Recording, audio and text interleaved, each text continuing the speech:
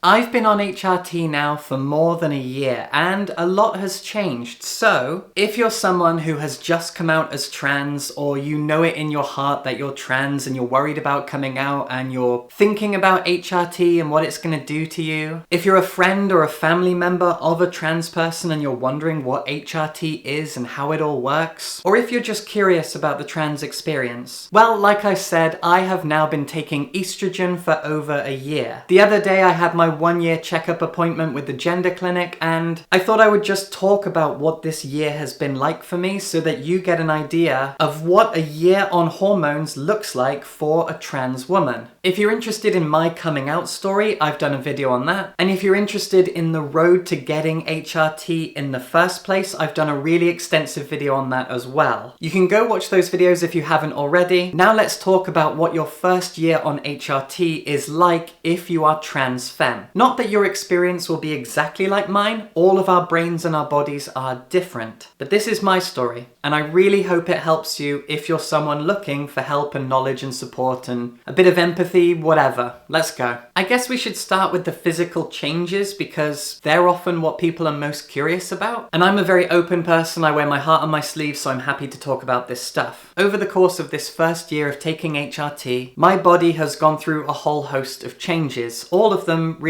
exciting. Now there are changes that can happen that haven't happened to me, and I'll come to those in a sec, but the obvious things that have happened are things like breast growth and the redistribution of body fat. I have really big hips now and I love them. I love my chest, I also love my hair. It is much curlier now than it used to be. I at least have always had pretty thick hair, but it was always a lot straighter than it is now. There's a natural curl and wave to it that I absolutely adore. That happened pretty quickly as well. I'd say within the first month or two, my hair was a little bit thicker and a lot curlier and wavier. And another common thing that happens is that your skin gets a lot softer. As far as I understand it, this is because women's skin is thinner and the layers of fat that exist under our skin are closer to the surface because the top layer of skin is thinner. And so that happens with HRT. Your skin gets thinner and softer as a result. That actually took quite a while for me to notice. I would say in the past few months, I finally noticed that my skin is measurably softer. When I stroke my arms or my face or my chest, I notice that my skin is just very soft and smooth. It's lovely. So the changes in my hair happened almost immediately, while the changes in my skin came a lot later, in the second half of the year, I would say. Now, a complicated thing to talk about is the changes to your face. Bone structure cannot be changed on HRT, but that redistribution of body fat that I mentioned goes a long way when it comes to how your face looks. I've watched other trans women talk about it in more detail, and from what they've said, it seems like women's eyes look bigger than men's eyes, not just because of the makeup that we wear, but because of where the fat is on our faces. We have more pockets of fat around our eyes, and that makes them look bigger. I think I'm right. Again, I'm just parroting what other people have said because I'm not entirely sure, but my face is definitely more feminine, and that's wonderful. Women's faces are softer and rounder and have more fat in them. It's really subtle to try and actually pinpoint the difference between the face of a white man and a white woman. It seems to be down to fat, and that's interesting. I don't know how much I can talk about breast growth on YouTube without it getting a bit sus. But one thing I will say is that it is painful. Any cis women watching this who remember being teenagers and going through puberty will probably attest to this as well. Breast growth hurts. There is a kind of hardness that happens behind your nipples. They get very sore to touch. If you ever sort of press them against something, like you're squeezing through a doorway or something, I don't know, there is a pain if you press directly down onto them. That pain has subsided for me quite a lot. I mentioned it during my appointment at the gender clinic. It's all very normal and it does settle down, but yeah, breast growth is painful. Be aware of that, but it doesn't last forever. Now, I've always been a pretty curvy person. I'm really chubby. I've always been chubby. My whole family are fat. I've definitely struggled with my weight more since coming out, and that's because women have slower metabolism, so that's also something to keep in mind. You really have to be a bit more careful about what you eat if you're male to female. Suddenly, you just can't eat as much if you don't want to start gaining weight, so I've gotten quite a bit fatter since being on hormones. I'm very, very conscious of my chin, for example. Your body fat will move around naturally, which is great, but it's also easier to gain weight as a woman. I'm not saying that to fat shame anyone. Like I said, I've always been a little bit fat myself, but it's just worth knowing we have slower metabolisms. In my first video about starting HRT, I mentioned that the very first thing that changes is your mood, and that has continued to be a kind of rocky road for me as I've gone on. When I first started taking estrogen, I noticed that I could cry really easily, and that remains very, very true. I cry so easily now, and I get very, very upset very easily as well. It's very easy to just knock my mood and ruin my day. There has been sexist language about women's mood swings forever, but there is truth to it. It is easy for my mood to swing from good to bad, from sad to angry to happy, blah, blah, blah. There's a lack of stability and consistency to my mood. Now, I personally love this about myself, and that's because as a child, I was very, very sensitive. I was bullied for being sensitive. My parents always berated me for being very sensitive. I've always been very full of emotions. As I said at the start of the video, I wear my heart on my sleeve, and just being able to access my emotions more easily, bring them to the surface, express them more, feel them in a more raw way, it's great. I really, really love it. Even though I've always been someone who feels a lot, I've still struggled to sort of access my feelings. I've always been very, very sensitive, but there's always felt like this kind of wall between my feelings and the surface. And now my feelings are always on the surface, for better or worse. I personally think it's great because I just feel more in touch with them. I feel like I understand myself better. As a result, however, I do think it's easier to fall into depression. I get a lot of low moods now. I can get very anxious and very depressed, kind of at the drop of a hat. It might last a few days, and then I can be lifted out of it very, very quickly as well and have weeks and weeks of feeling great. Which brings me to periods. If there are any transphobic people watching this, especially transphobic women, this is going to trigger them and I'll have a host of abuse in the comments section. But stick with me because this is interesting. Trans women get periods, kind of. We all know the mechanics of what a period is, and I don't have those organs. But menstrual cycles are controlled and dictated by hormones, which I have. My levels of estrogen and testosterone are within the normal range of a cis woman. Therefore, my body acts like that of a cis woman. And that means I have a monthly hormonal cycle. Not a menstrual cycle in the technical term, but a hormonal one. That means I actually get cramps. It doesn't happen every month. I think that's because during this first year, my body has been getting acclimatized maybe, but occasionally I get cramps and sensitivity around my lower abdomen. It's really bad. But what's worse is the emotional shifts. 1 week out of every month, my mood is incredibly low. I find it difficult to do anything. I feel very depressed. I get anxious. I get scared and nervous. Okay, my partner just came in and wanted something and now I can't remember what I was saying. Monthly hormone cycle, low mood, bad feelings. It's really rough. So yeah, if you're trans femme, you will get a monthly hormone cycle, and it's very possible that you'll get all the symptoms of a period. You'll get mood swings, you'll get low feelings, you'll get depressed, you'll feel bloated and ugly. It's all there. Now, when I did my video a year ago about going on HRT and everything that required, and all the steps that I took, it's a really detailed video. Definitely go watch it. I'm really happy with how much I covered. I think it's really useful. In that video, I talked about having an appointment with a gender hormone clinic in London. So last week I went down to London and I had my 1-year follow-up appointment. The gender hormone clinic is honestly amazing. If you're in the UK and you're going private for your hormones, I really do recommend them. I've got some trans friends who use Gender GP and I do not hear good things about that. As far as I know, Gender GP doesn't have a centralized office anywhere. You do everything by phone call and email and post. You get your hormones in the mail, but the hormone clinic is a place that you go to. It's an office full of qualified medical professionals, and that's very comforting. I like going there. And during my first visit a year ago, lots of different things were measured. Body fat percentage, muscle mass, bone density, my height, my weight. And a lot of this can be done with a really fancy bit of tech. It's like a weighing scale that you stand on with your bare feet and then you hold these arms. And this amazing little machine is able to get your weight, your body fat, your muscle mass, your bone density, everything that makes up the physicality of you. It's really cool. And what's hilarious is I learned nothing about what hormones have done to me over the past year because about 2 months ago, I started hitting the gym because I've put on a lot of weight. And all this machine showed is that the gym is definitely paying off. That's all I really learned. Because my body fat has gone down, my muscle mass has gone way up, my bone density is the same, so the gym is working. That's all I really learned. I'm exactly the same weight that I was, despite the fact that I've lost a lot of fat and gained a lot of muscle, and I'm also the exact same height. I mentioned at the start of the video that there are things that have happened to my body that might not happen to yours, or at least not at the same time or at the same speed, and there are things that happen to some trans women and not others. And one of those is getting shorter. I think it's to do with your spine being condensed. It's not bad, it's nothing to be scared of, it's just something that can happen to trans women. You can lose an inch or two in height. I haven't.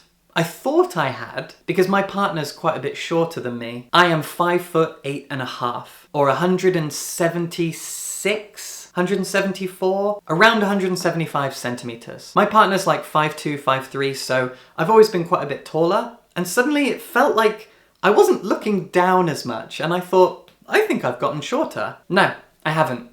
I haven't lost a single bit of height. You might. People do. It's worth knowing that if you're trans femme, you might get a little bit shorter. So I've lost no height, I've lost no weight, I've got more muscle and less fat, so the gym is working. That's all I know. And I'm thrilled about that because I feel stronger. But our hormones dictate so much about our bodies. The amount of muscle that a trans woman can build up, and the way our metabolisms work, and how long it takes to gain muscle and lose fat and blah blah blah, it's exactly the same as how all of that works for a cis woman. You also lose lung capacity, and you're just physically weaker. Now, as someone who's always done a lot of jogging, I love cardio, my lungs have always been really great, so I don't notice any measurable difference in my breathing and my lung capacity. Not yet anyway. But I'm not someone who's ever gone to the gym before to try and get buff and gain some muscle and blah blah blah. I've always just jogged a lot. So it's kind of interesting, it's kind of cool, and I would say it's quite empowering to go to the gym as a woman and feel stronger, have a bit more energy, feel a bit tougher, when before I was on hormones, I never did any of that. I never wanted to be fit and strong. I never wanted to look buff for obvious reasons. It was dysphoric. I just didn't know that at the time. I always wanted to be as small and slight as I possibly could be because that made me look more feminine. I just didn't realize that was the reason. But now, as a woman, with my face, with my hair, with my chest, with all of the beauty that I am, that I feel,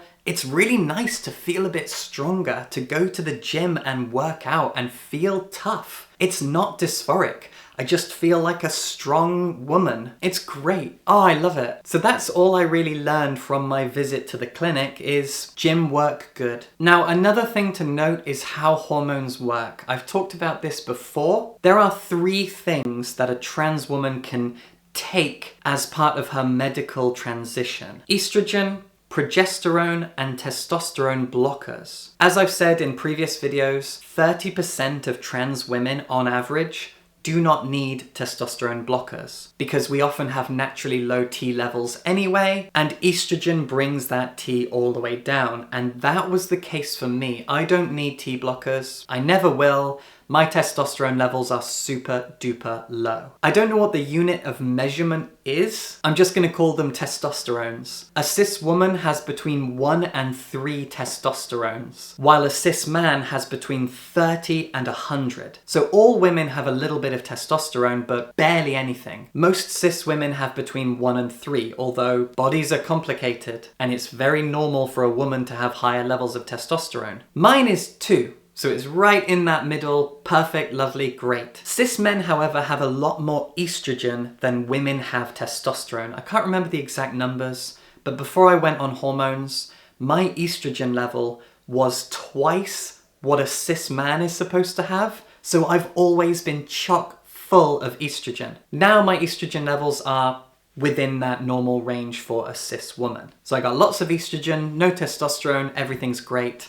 Perfect. And that's all just from taking estrogen. No testosterone blockers for me. You might be different. If you're thinking of starting HRT, you might need T blockers. 70% of trans women do. So that's worth knowing. Here's where things differ quite a lot. When I made my video about coming out and going on HRT and all the steps I took, I mentioned that the way that the gender hormone clinic does it is that they put you on estrogen. After a year, they check up on how things are going, and then they introduce progesterone. But progesterone is actually optional. When I made that video, I had a few Americans. This was a weird thing. American healthcare is dreadful, right? It's terrible, it's awful, it kills people, it's the worst thing ever.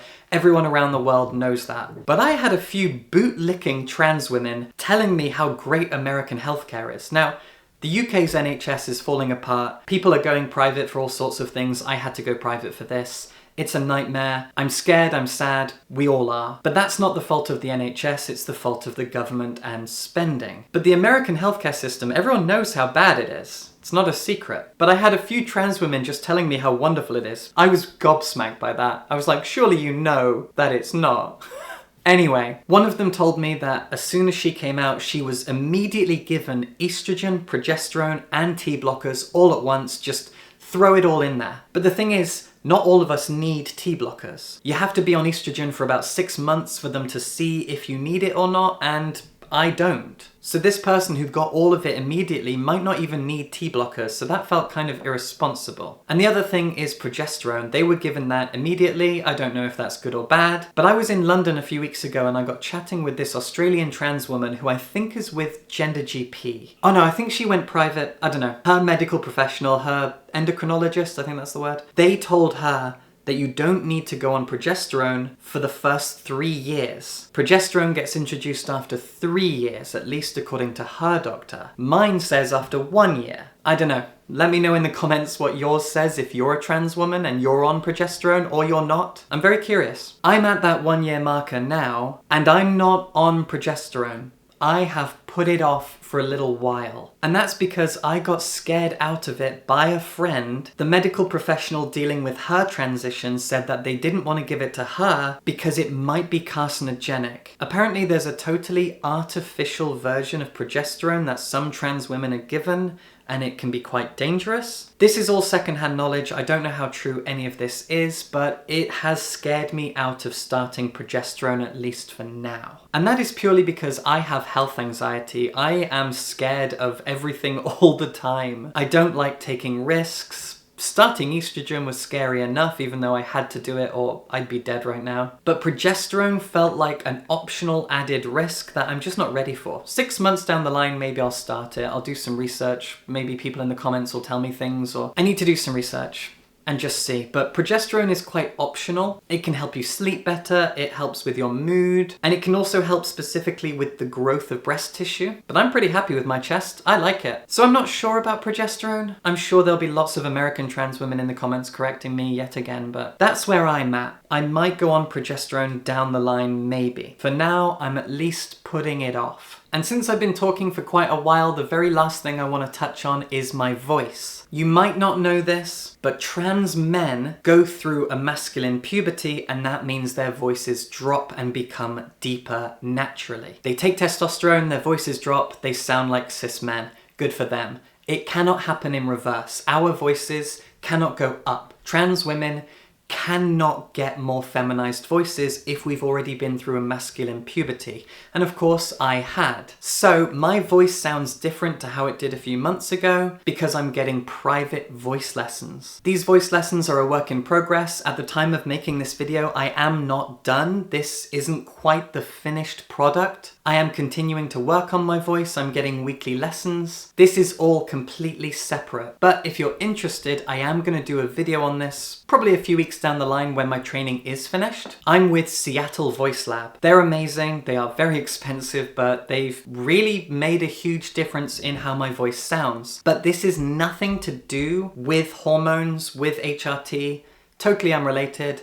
your voice won't change. If you want your voice to change, you can follow YouTube tutorials and practice by yourself, or you can get private lessons. I went for lessons because I could not figure out how to change my voice by myself. So get lessons if you need them, but they are expensive. Anyway, that's it. I've been on hormones for 1 year. I love it. It's great. I look gorgeous. I feel gorgeous. Life as a trans woman is amazing. I love me. I'm happy. Gender affirming care saves lives. Subscribe for books and also sometimes trans stuff.